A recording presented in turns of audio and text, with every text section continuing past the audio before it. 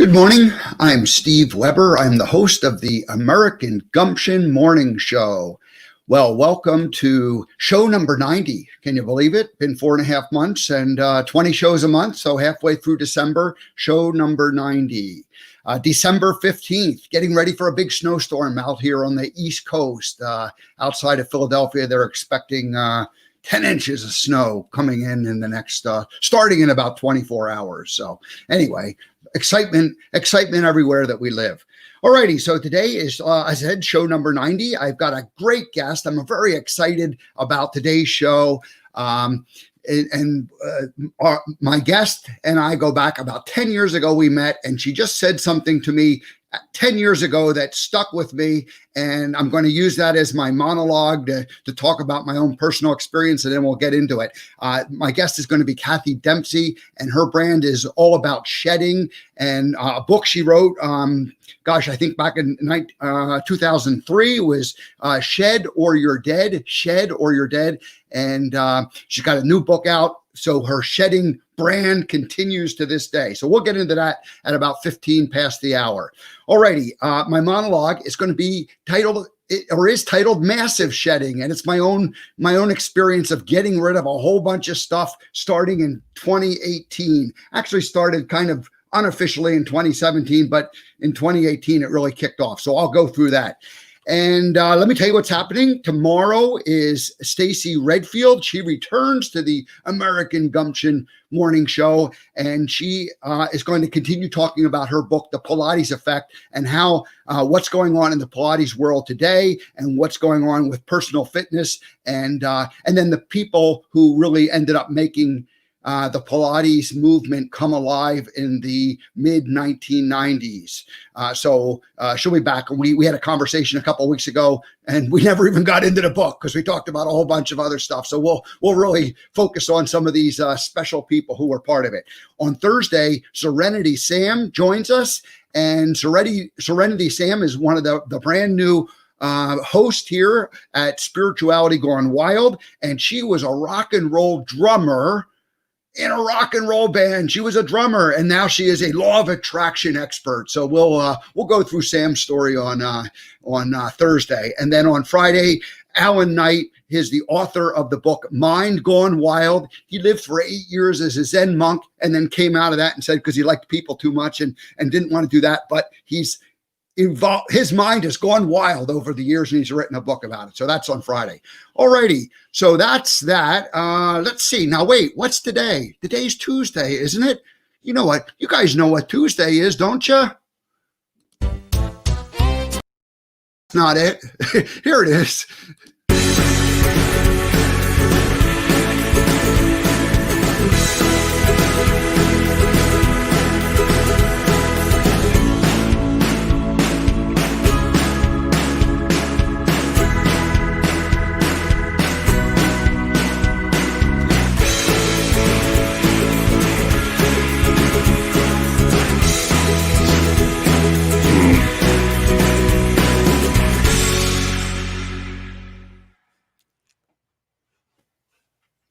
Brandon Schaefer, welcome to the American Gumption Morning Show. How are you? Steve, it is great to be here. I know you can hear me crystal clear. The video is coming through crystal clear. It is amazing, man. We are like having a colossal collision, a colossal positive collision today. It's all working. I'm so happy. I love it. Yes.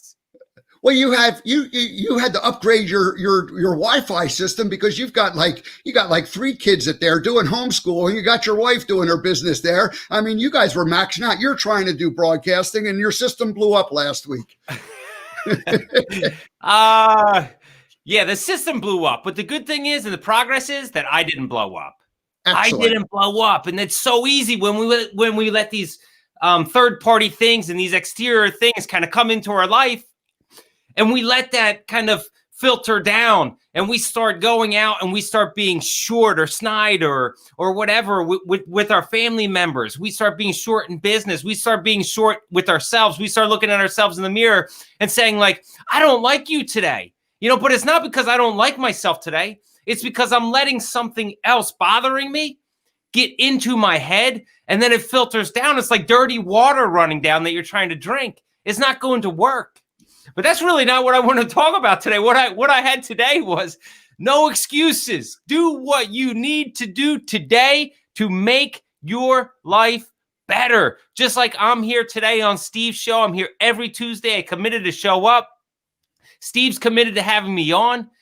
We catch up. I know that every Tuesday, no matter how I'm feeling, no matter what's going on at 10 o'clock a.m. Eastern, that I'm going to get on here and I'm going to bring that passion. I'm going to bring that enthusiasm. I'm going to bring that vigor. I'm going to bring that fight for life, right? I am fighting to stay positive every single day, and it is so difficult in today's world. I understand with everything going on. It is so difficult, even for a positive person, to remain positive.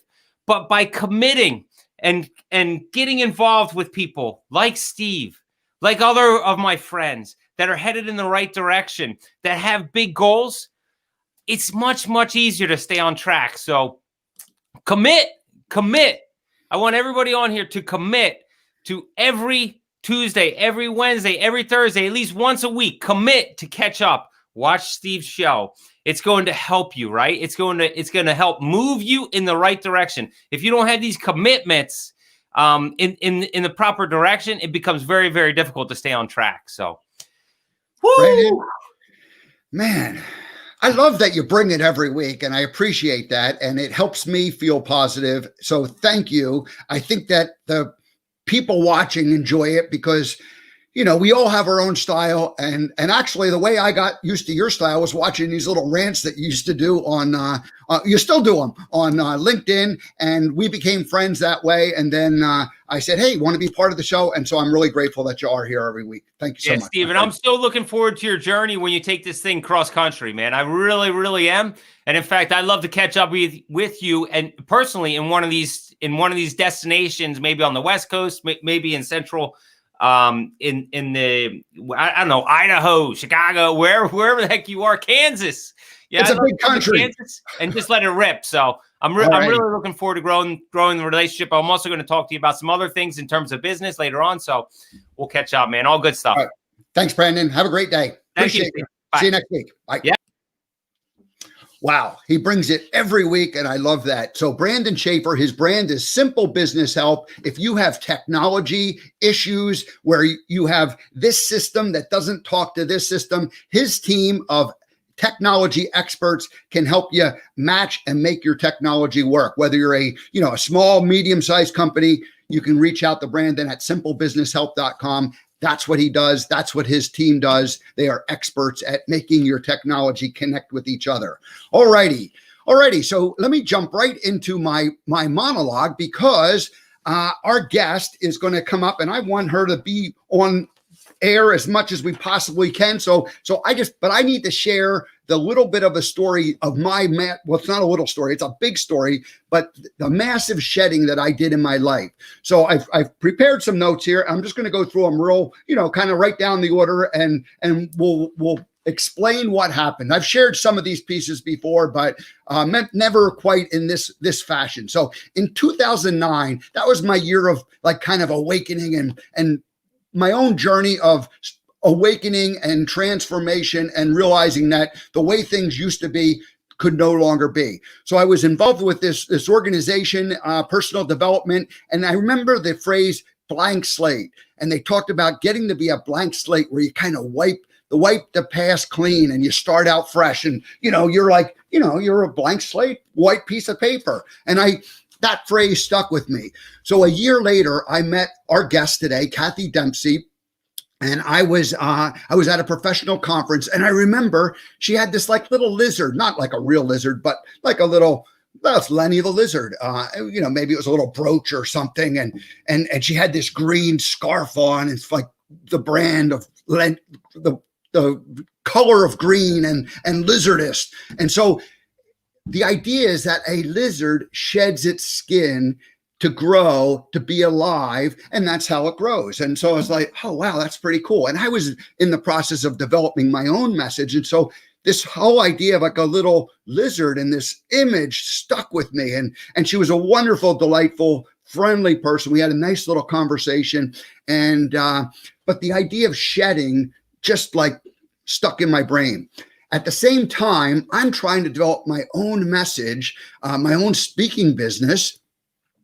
And I had the gumption thing. I knew how to interact with people, but I didn't have like a real purpose and message. I was kind of like a comedian. I could stand up there and make people laugh and do things, but I didn't really have a message. So I'm trying to develop my message. And the very first thing I realized as I was doing that, and this was all connected with that work I had done in 2000 or was doing in 2009, and is that I needed to examine my own beliefs and decide if they were actually true or if they were not true. And so I kind of had to do like an excavation of all my beliefs, and I had a pile of beliefs that I wanted to keep and a pile of beliefs that I needed to get rid of, and had to basically rebuild the house, which is like a house jacked up on its off its foundation, and you take all the existing foundation out and you rebuild the thing completely. And that was what was going on in my life. The idea of the blank slate, I realized at that time, I go, oh my gosh, this is really kind of hard to get to a blank slate. You can't just wipe everything out. You gotta take it out piece by piece by piece. And so now fast forward until January of 2018. So we're 8 years later. In that subsequent time, there was all kinds of little shedding here and, growth, and actually lots of growth along the way. But in 2018, an event occurred that really kind of triggered the whole massive shedding that went on through 2018 and into 2019. And that was, I was involved with an organization, a professional organization. I was volunteering and participating in it. And the website ends up breaking. And I had been taking care of the website for and I'm not a webmaster. But I learned enough that I kind of kept it limping along for years. And after it got fixed, the board asked me, what's going on? Why this website? And so I realized that I had been around for so long taking care of it that the entire group didn't know anything about it. So I put together a chronological history of everything that happened. And when I got to the end of it, I went, oh, by the way, I'm going to go ahead and resign from this because, it's time for me to move on. And that was the beginning of the shedding movement in my own life, the massive shedding, because it was a commitment that I shed, that I just didn't need anymore. I mean, I had been involved for 8 years, and it was time to move on. Professionally, I was ready. So that happened in January, and then in June, I got involved with a project that I was going to be away from home for about a 2-month period. And I was going to be involved in this, physical walk across a part of the country. And I was with another gentleman it was really his walk, but Gump was going to participate and be part of it. And this was going to happen in October, November of 2018.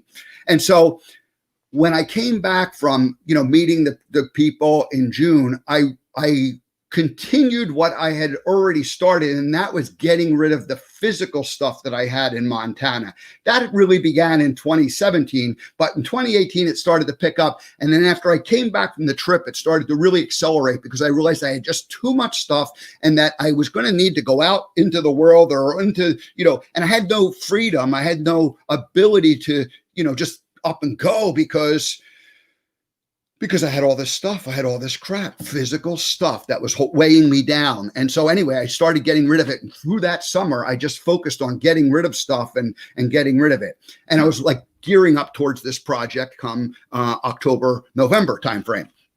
So then in July, I was involved also in a 10-year commitment volunteer in the little town of Hamilton, Montana that I was living in. And it was a service community thing. I loved it, but I had that same kind of feeling it's time to let this go. It wasn't being fun anymore. And I just knew that it was coming to an end. And so that year after the event, I said, I'm done with it. Good luck to you. I cleaned up all the stuff that I had been involved with and, left it as a nice little package for someone else to pick it up and take over after that. So in September of that same year, this is all happening. These are the events happening in 2018. The project disappeared and, it just didn't have the right feel for me. And I had to bail out and it just wasn't going to work. So now here I am in October essentially October 1st, and I had gotten rid of a whole bunch of stuff. I'd gotten rid of commitments, and I was planning to do this project for the next couple of months, and then suddenly it wasn't happening. And for the first time, I was kind of a blank slate. I had, cleaned up a bunch of stuff, and here I was without anything really to go do. And I'm like, oh, geez, now what do I do? So I ended up writing that fall. I wrote the book, the life lessons from the movie Forrest Gump. It still has not been published, but that's okay because it just hasn't quite been ready to go. The version that came out, it's going to happen. But anyway, I write the book. And then in the spring, as we're getting ready for the 25th anniversary of the movie Forrest Gump, which is in July, I end up doing a 94-day video series where I'm sending out one life lesson per day, starting in late March and going all the way through July 6th. And so the 94, video life lessons, they're on the Speaking Gump YouTube channel. You can go find those things, look them up. All right. Writing the book and doing the videos was kind of the shedding of the Forrest Gump movie that had been part of my soul for the last 25 years. And I had been trying to figure out how do I kind of transition and move on from this, because it was such a good thing, anyway, so that kind of cleaned up that. Now, where was it? In May, I have a friend. So now we're in May of last year, 2019. I have a friend visiting me, and he's got an RV or like a small little camper, and he's traveling around the country. And I'm like, oh man, I want to do that. I didn't say that at that point, but I'm looking at it and I'm like, oh, that looks like fun.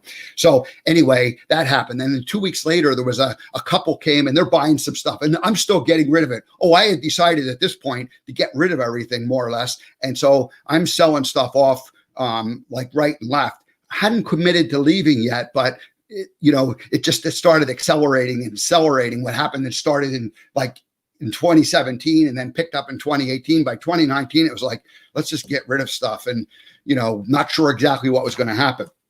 So anyway, this couple came and they said, what are you going to do? And I just blurted out. I said, I'm going to get an RV. I'm going to sell the rest of this stuff. And I'm going to go travel around the country for the next 4 to 7 years. And I'm going to, meet people and just tell their story and kind of a Gumption thing. And I ended up becoming American Gumption. So in July 7th, I announced it publicly, this is a year ago, that, okay, I'm going to travel around the country and American Gumption. Now I have 3 more months left, July, August, September, to get rid of everything else. And so it's just like a mad dash of getting rid of, so I ended up getting rid of, furniture and tools and equipment that I had and historical stuff like record albums, my record albums from the 70s that I carted around, hadn't listened to in 30 years, didn't have a record player, but why do you keep, got rid of all this memento stuff that I had that I thought was important. But anyway, so it all left and,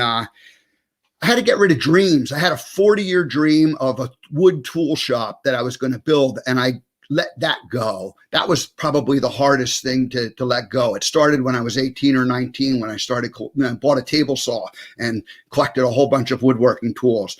The Montana dream was a 20-year dream, from not quite 20, but it was roughly a 20-year dream in terms of and I had to let that go. And then the speaking, the traditional speaking business idea, I had to let that go. And that was a 10-year dream. So I had a 10, a 20, and a 40-year dream that I had to let go. My beliefs, I had done that in the, the 2010, 11, 12, 13 timeframe, got rid of, excavated all those, so that piece of the puzzle had been already done. But all that other stuff, all the physical stuff, and then these emotional or these commitments that I had in terms of my time and my energy, I let go of.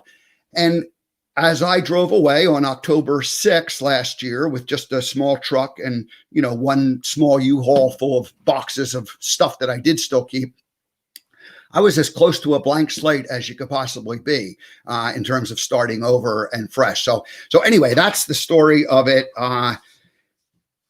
We'll just leave it there and we'll just find our guest. She's back in the green room. She looks like she's ready to go. Let's go ahead and welcome. Let me make sure I can see all of the controls here. Here we go. Let's put Kathy's brand up there and let's welcome Kathy Dempsey to the American Gumption Morning Show. Hi, Kathy. Hey, good morning, Steve. Happy Tuesday. Thank you. Welcome. I'm going to tell the story of how we met and a little bit more, but let me do this. I have two things that I like to do when a brand new guest joins us. I want to read just a little bio so that people know who you are. And then I have a song that I play. That's the first time guest welcoming tune. So if you ever come back, like next year, you come back and visit again, you won't get this song. So is that cool? All right, let's go. Alrighty. So who is Kathy Dempsey? Kathy is an award-winning author, keynote speaker, and recognized change expert. She is the author of the award-winning book, Shed or You're Dead, 31 Unconventional Strategies for Growth and Change. Kathy's life-altering transformation occurred when she was an ER trauma nurse who became the first healthcare worker in America to be diagnosed positive for AIDS as a result of her working experience. I didn't know anything about this story, so my goodness. So you get diagnosed for AIDS, you're minding your own business, just working, and then next thing you know, boom, you're testing positive. But that's not where the story ends. The diagnosis, a death sentence in the mid-'80s, was confirmed with multiple positive tests, but months later, all tests returned negative. A miracle or medical error no one is able to explain. I have some theories on that, but maybe we'll get into that. All right. Over the last 2 decades, Kathy has inspired hundreds of thousands of people to shed in places around the world, including Europe, Canada, Africa, Mexico, and all across the United States. Kathy uses Lenny the Lizard as the shedding metaphor. Lizards grow by shedding their skin. If they don't shed, they die. If humans and organizations don't grow, then they will also die. Her newest book, published just this past year, is titled Shed Happens: 7 Ways to Overcome Challenges at Work and in Life. Let me do a quick screen share. Whoops. Here we go.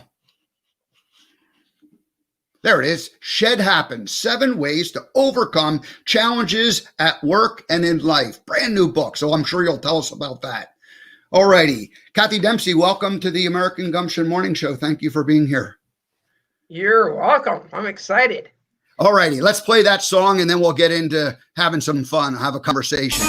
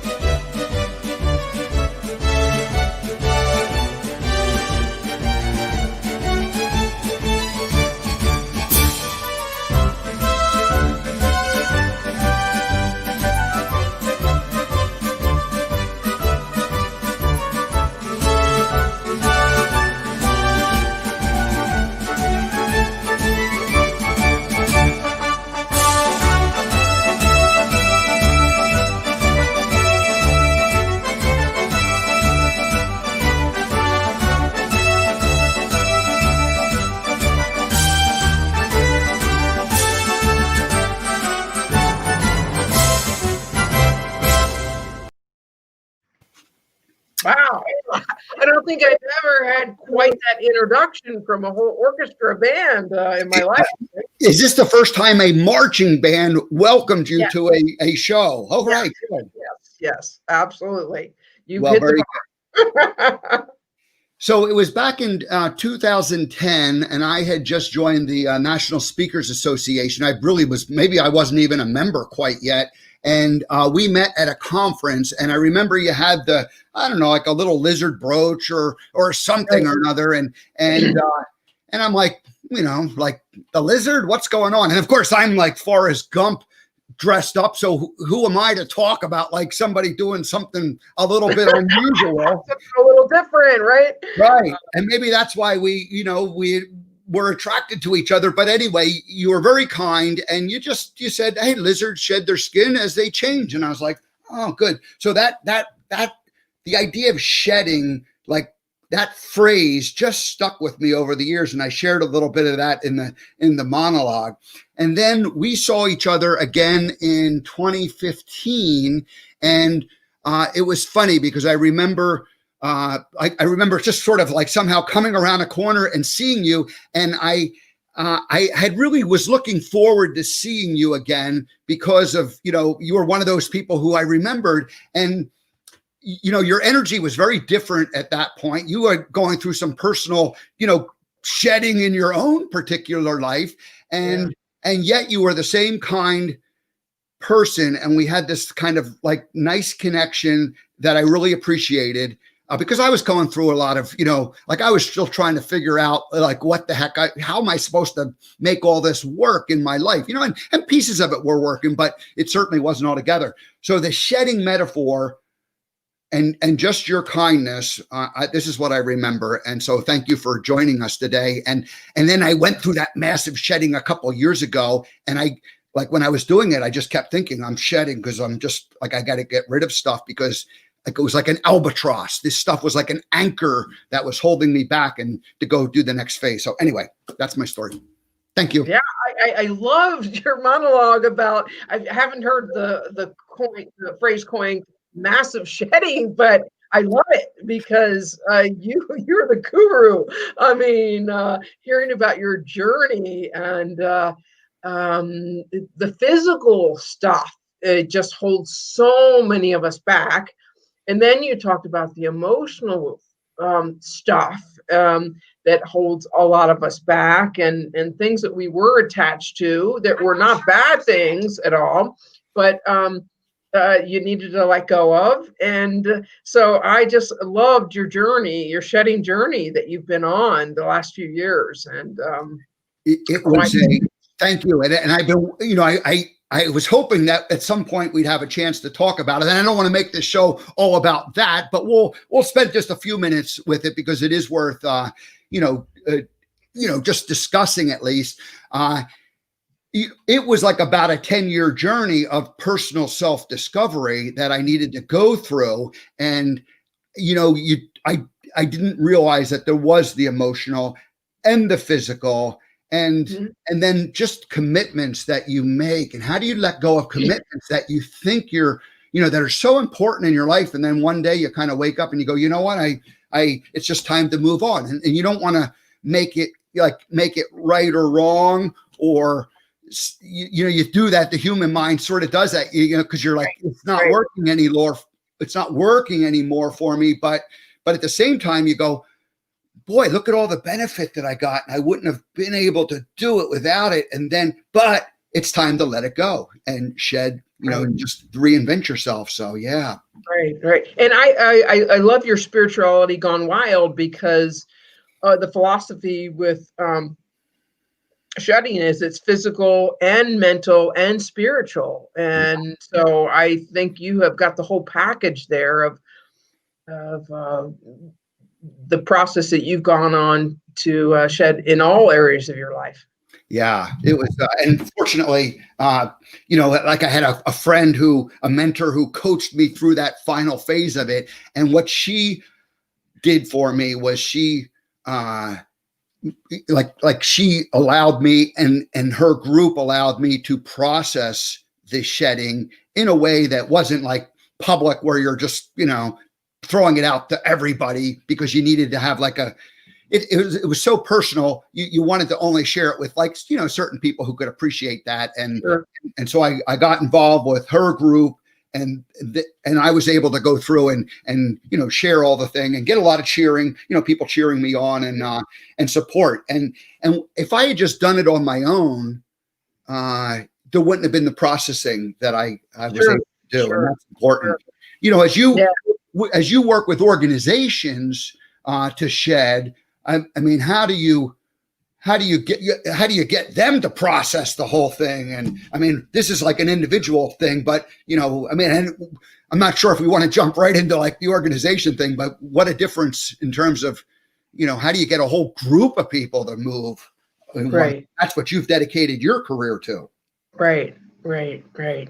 And, only like 17% of organizations have any kind of plan in place to help people manage change, to prepare themselves for what's going to happen. And so it's a really low percentage. And, who would have thought that this year, you know, think about a year ago today, we wouldn't have thought in any way, shape, or form. At least I wouldn't have thought Right. what this year was going to be like, 2020. And so, the big thing I work with organizations is, how to prepare your people to navigate change. Because it's going to happen no matter what plans people made for 2020. They had all their strategic plans, no matter if you're a Fortune 500 company or a small business, something's going to happen in a year that's going to mess up that plan. And are you prepared to navigate that? And I think this past year has been probably one of the most challenging years that I hear from people in their entire lifetime, whether they're a millennial, 20 years old, or whether, 60, 70, 80 years old. Very few people were really prepared to navigate this year. And it was so difficult because it was there's different types of shedding. What I heard from you, even when you called it massive shedding, is you made the choice. You made the choice over the last 10 plus years to shed. Right. And I commend you because, that choice of saying, hey, I am making this conscious choice to do this. And I think what threw so many people off this year was the forced shedding. People didn't want to lose their jobs. People didn't want to be in a financial crisis. People didn't want to have to shed their stuff. People didn't want to have to work 100 and my healthcare workers 163 days in a row and take care of, COVID patients, all day long. So this force shedding has brought to light a place where I can do shedding if I get the choice to do it, but this force shedding I don't like. And when it comes as forced massive shedding, as it has for so many people, that's how they've struggled. That's how some organizations have struggled. Some of them have not survived. Some of them are going through some really bumpy times.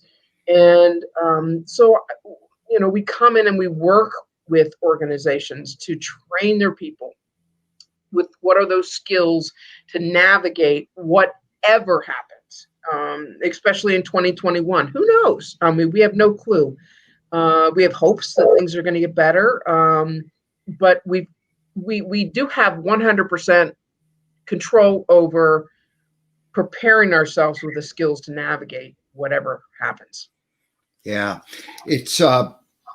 it's obviously been a year of massive disruption and change. And in some ways, some people have looked at it like, okay, this reset of all of our systems isn't a bad thing and is it a good thing. And yet there's other people who have been caught in the collateral damage of it all. And that's been very difficult. What have you been doing this particular year? Because my impression is that you have been the last 20 years or so been kind of moving around a lot, going places, working with organizations at their particular locations. And then obviously, it's affected you. How have you managed to, keep your ability to help and work with organizations going this year through all the changes? Well, yeah, it's been a very challenging year because I'm primarily am known for a keynote speaker for conventions and conferences to kick them off. And as you know, in March happened, bam, I mean, everything on my calendar vanished, literally vanished off the calendar. And so I'm like, oh, I'm being asked to shed. Wait a minute. I only want to shed if I want to shed. I don't want to shed if I know. I don't like this shed. shedding either. What was I thinking? Shedding. What kind of brand's that? Movie should shed. And it brought to light, looking at things from a different perspective. I still have clients because sometimes I get up and I'm like, I didn't talk to anybody today. I may be writing a book, or I am excited that I finished my screenplay. So it's out there in the world to hopefully help people transform and shed. And we're still helping a lot of clients, and some of them I don't even realize what's happening. We've got shed ambassadors all over the United States, and major companies like one of ours is Aetna, that they have shedding ambassadors that work with people on a daily basis. Even though they're working remotely now, they're not working from some of the corporate offices or some of the places throughout the United States. But they're helping them shed. And, healthcare is just going through such difficult times right now. I mean, they are at capacity level. They're in crisis just day after day. And they're tired and exhausted. And they need that positive energy. They need that shedding. They need encouragement. They need support. I just heard from one organization from the VA who just told me, I didn't even know it. They said every Friday since March, we've had Shed Friday. We've had all our shed ambassadors in their green shirts. And so last Friday they had Shed the Stress, Decompress. So, every week on Friday, they are infusing all their employees throughout their system to shed. And so it just, it was incredible to hear that, because I had no idea. You've been to a place a year ago and you don't know sometimes when you're in there for an hour or two what really is going to happen afterwards to make significant change. And it's the commitment of leaders with an organization to say, hey, we are committed to helping our people shed, and this is what we're going to do to make this happen. How did the shedding come about, like the brand and Lenny the Lizard? Because you were working, as an ER nurse, and then you, somehow you ended up more in a leadership role in healthcare, and Right. Now you're a speaker, and your brand is all about it. I mean, what was that transformation like for you? How did that take place? Wow. Lots of shedding for sure. After I went from a clinical position as an ER trauma nurse and then moved up in hospital administration, there was this moment when I walked into a board meeting of the Catholic healthcare system I was working in, and I met this guy named David, who was a social worker who owned a lizard, and I was just joking with him because he owned a snake, and I was like, "Good morning, David. How are you? And how's your snake?" And he says, "Like, my snake is fine, but my lizard is dead." And I'm like, "What?" I'm like, and I thought I'd be nice to him because he didn't have any kids and wasn't married. So I'm like, "Oh, I'm so sorry. What happened to your lizard?" And he said, "It didn't shed its skin." I said, "What?" He said, "Well, what can we take from that as humans?" And he said, "We as humans grow physically and mentally and spiritually. And if we don't shed, if we don't grow, we die." Yeah. And there was this light bulb moment that happened that seemed to come from above. And it was like, shed or you're dead. And on July 29th, 1998, which will ever be remembered, I had the message, and I got the command to move forward to help people shed. And Lenny the Lizard, who's I'll show everybody his This is Lenny, and we live here in Scottsdale, Arizona, with all his relatives. We used to live in the Philadelphia area, Wilmington, Delaware, but Lenny finally said, "Hey, after so many years, it's time to shed and move somewhere where my relatives are." So anyway, we're here in the desert of Scottsdale, Arizona, with lots of live lizards that crawl up and down our doorways and all around.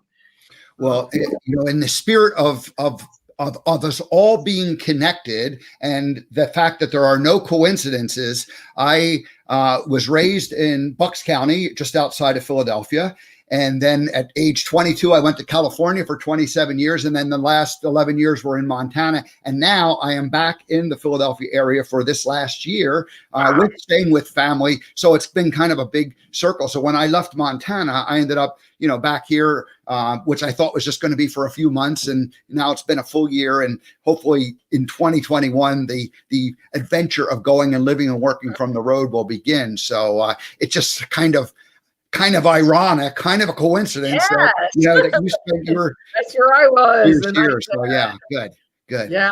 And it's interesting because I shed that area not intentionally, but I was on the road speaking crazy. I had been in India and internationally, and I came back and I was just sick with a virus, if you can believe it. And I just kept on trying to go, and I was speaking here in Scottsdale, and I couldn't even stand on stage. And one of my colleagues, Naomi Rohde, said, "You got to go to my doctor." And they took me there, and he said, "You're grounded." And I'm like, "He says you're grounded for the next 3 weeks.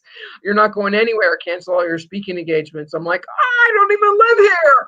And so I was a little fighting the forced shedding from the doctor, but I obliged, and I've never left. In 2008, and talking about massive shedding like you have done, Steve, I decided to shed everything from the East Coast for my 50 years of life. And I sold my houses and got rid of all my stuff. And I came to Scottsdale, Arizona with like 5 boxes. And when I sold my house, the realtor said, I said, I know this is 2008, as you remember. It was like the worst real estate crisis ever. And I'm like, I got to go. So we got to sell the house. And I said, so what prevents people from shedding? And she goes, because people won't sell their house because they don't know what to do with their stuff. It's the number one barrier. And I thought that was just interesting because I never thought about that. But as you talked about it, and then I experienced it, you got so much stuff, and for that to hold you back, I'm thinking, for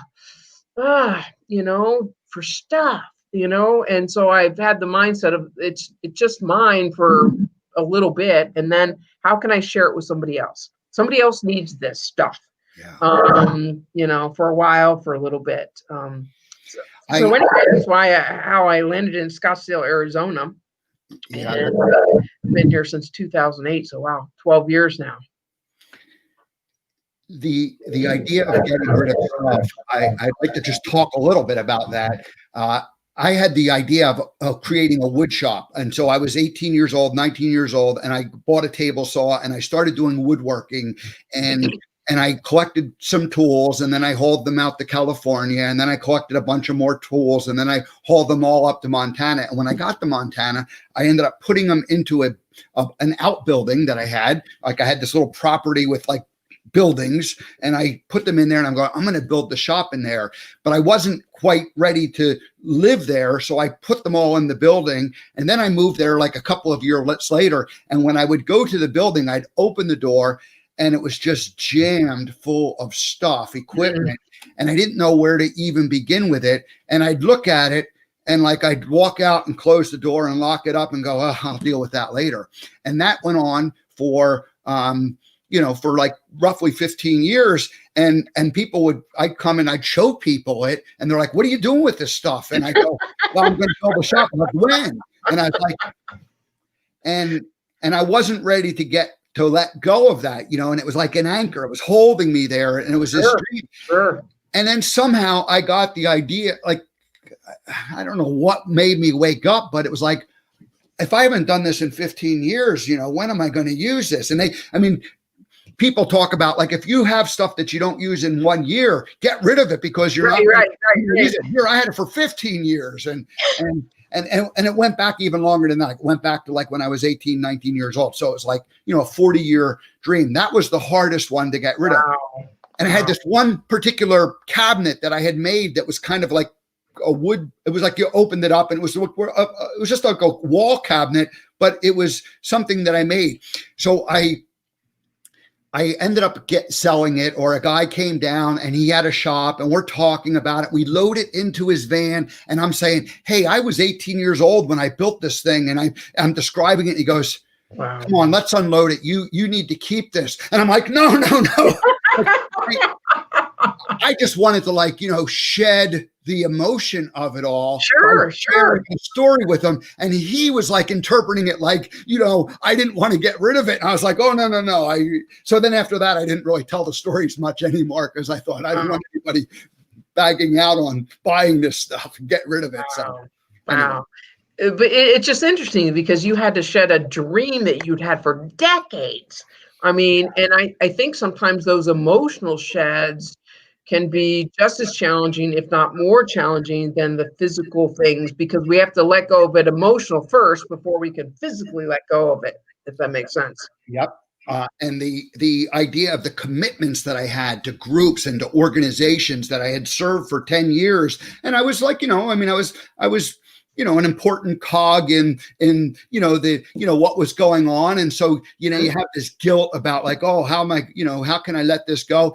And that was really the part when I finally let go of that, that first organization, that kind of opened the floodgates, and then the rest of it. And then at the very end, the physical stuff was just like, good riddance. I was just done with it all. And I didn't, you didn't care anymore. So but all along the way, it was like you couldn't just, you just couldn't wipe everything out instantly. And, a friend had his house burned down where, up in the Bitterroot Mountains, and, they had like 10 minutes to leave, and they left, and they came back and the house was gone. I mean, that would be a shedding that, that would be a hard one, because you didn't get to, go through any of those processes. That's kind of like what COVID did to the world this year. Sure. And you mentioned the book earlier, and I'll just share with you a little journey on that, because David Helgeson, he's a clinical psychologist here in Scottsdale, and I co-authored the book together, and we published it in January, and Shed Happens, and we thought we had this exhausted inventory that people can take at the beginning of the book of things that happen to you, shed happen moments, like, death of a spouse, or divorce, or, job loss, financial difficulties, just all the shed moments, getting sick, family member getting sick, even little stuff like flat tires, or, and we had these 72 questions on this inventory of your shed happens moments. And then a few weeks later, COVID hits, and we're like, okay, we didn't even have that one on the list. Nobody was expecting this one. I mean, we were all sitting at home watching some TV news program of something that happened in China, but it was far, far away. We didn't think, most of us think, it was ever going to affect us. And bam, within a few weeks, it had consumed us and our country. So, the book, it just, it reminded us that there's unexpected shed happens moments that we can't even comprehend or think about, and we can't even think about what's coming in the future. But I do want to tell you, you asked me, what have I been doing this year? So I do want to show you something that's just coming out this week. And that is a little book. It's 52 questions that can transform your work and life. And it's the COVID edition. Oh, great. So it goes through it and asks questions about the COVID experience. And it's a great reflection for people personally, or it's a great reflection for teams. We've got people that are so excited that have got some incredible insights when they work together with their teams. Leaders are buying it for their managers, employees. People are buying it for their families, stocking stuffers and stuff for the new year. But, what did you like most about COVID? What did you hate most about COVID? What was the unexpected blessing that happened? Who has been your 3 top support people during COVID? And have you thanked them? So just through a series of a few questions, people are having profound insights on this. So I'm really excited about this because I think there needs to be a process to help people reflect and move forward through this so they don't get stuck.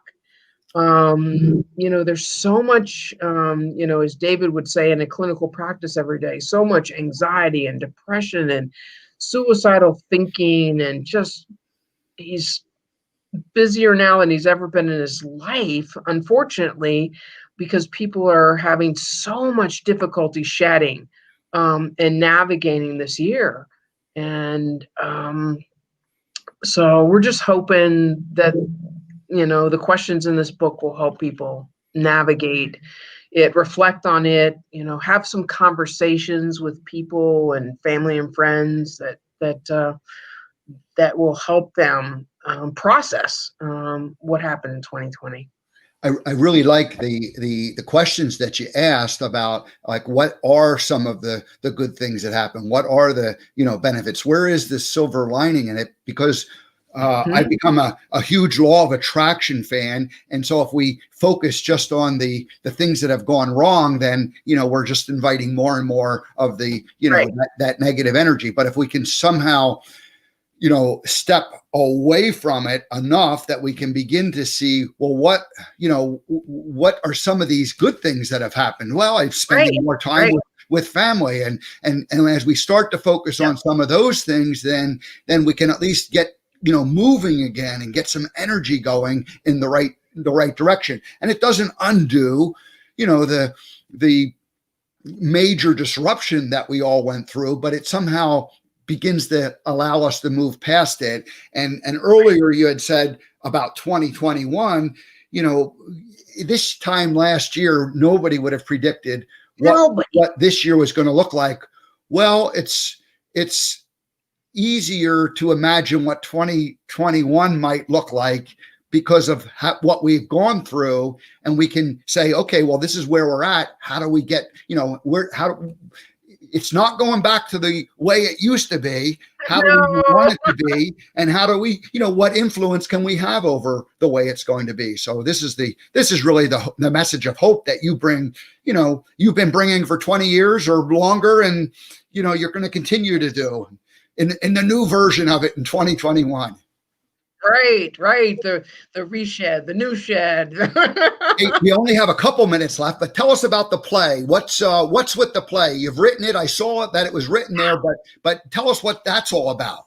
Well, it's about, you mentioned it earlier when we met several years ago again in a National Speakers Association event, and I had just lost my husband. He died.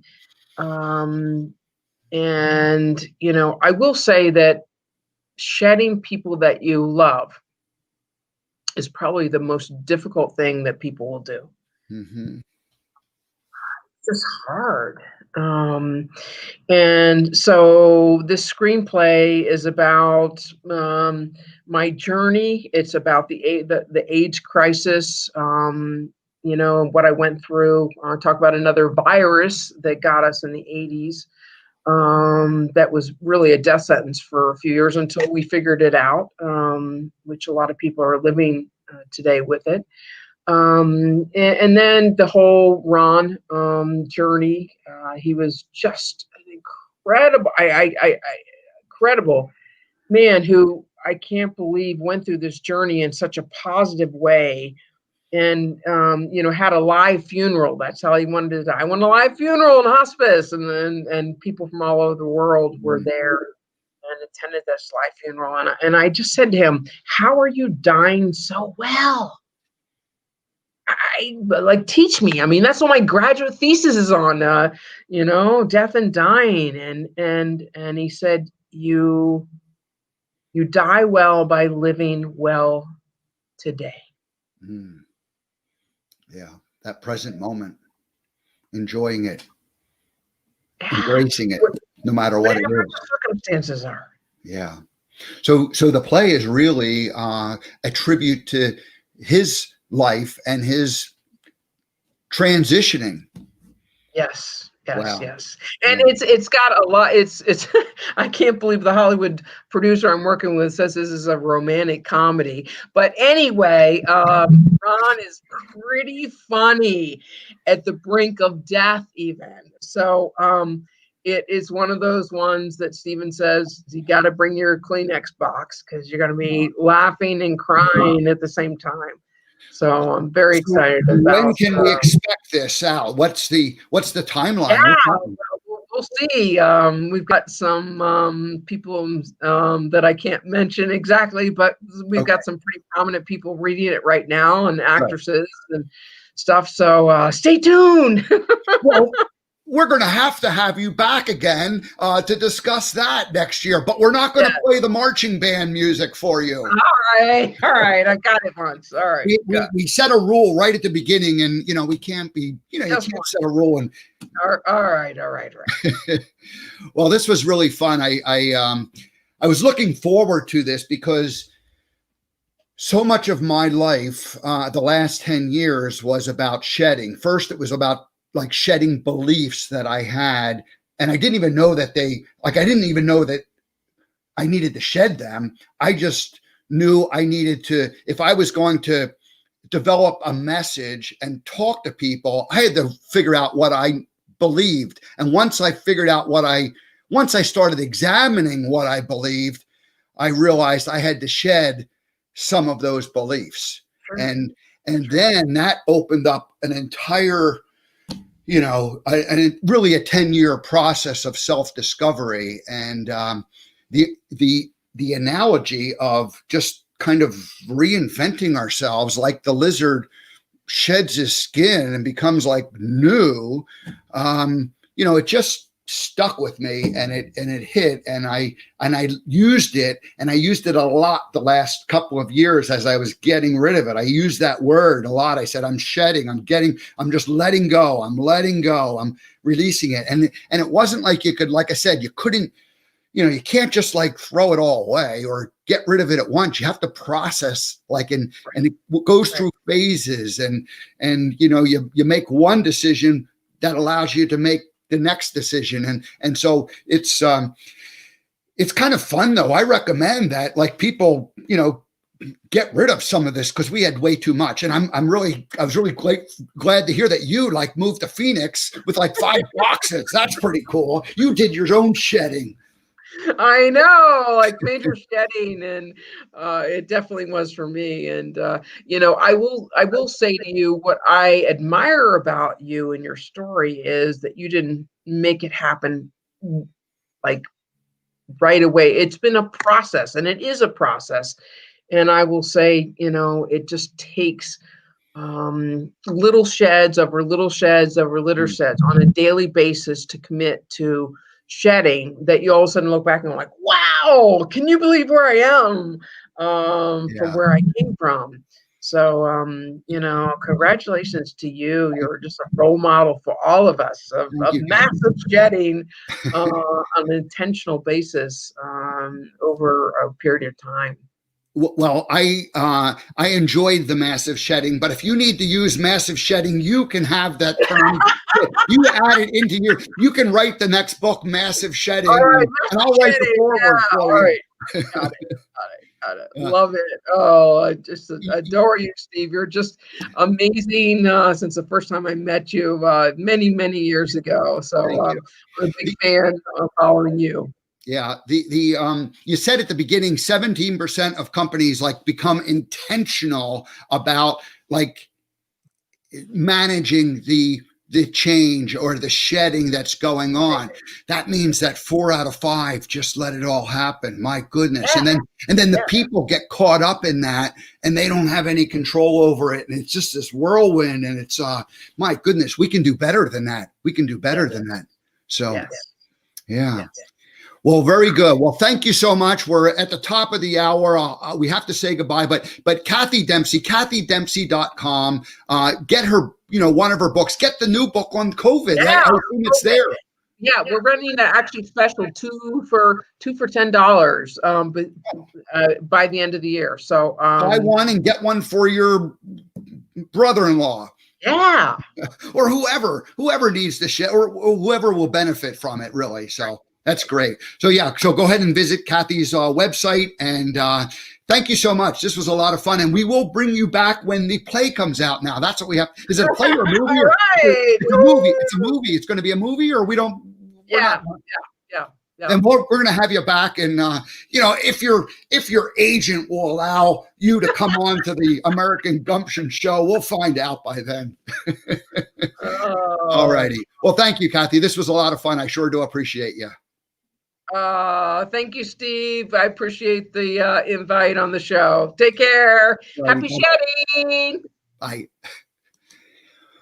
Wow, that was fun. Kathy's great. As I said, I met her 10 years ago, and some people just make an impact, and you just know that somehow you like that person, you connect with them. And that was the way it was when Kathy and I met. And then when we saw each other 2015, it was a very different feel, but it was still like a feeling of love and connection, but it had that very different feel. So it was great that she was able to visit this morning and share her journey. And I got to share the shedding part of my story. I've shared many of those pieces, but never in that exact way. So that was a lot of fun. All righty, we're going to get out of here. Tomorrow, Wednesday, Stacy Redfield, the author of The Pilates Effect. We interviewed Stacy a couple of weeks ago, and we never got to the book because we talked about so much else. So we're having her come back tomorrow. We'll finish that conversation. Serenity Sam, from being a rock and roll drummer to being a law of attraction expert. That's on Thursday. And Alan Knight, the author of Mind Gone Wild. He lived as a Zen monk for 8 years, and then he realized that he missed people and he wanted to come back out in the world. And now his mind has actually gone wild, and he'll talk about that whole process. So that's on Friday. All right, everybody, have a great rest of your day. Oh, I should mention that Bettina, if Kathy's still listening, let's see. Bettina says, love the idea of shedding ambassadors. That was from one of the presentations that Kathy did a year ago. And then she came back and she heard that they have shedding ambassadors that helping out with their program. So that's great. Thank you, Bettina, for that. All right, everybody, have a great day. We'll see you tomorrow.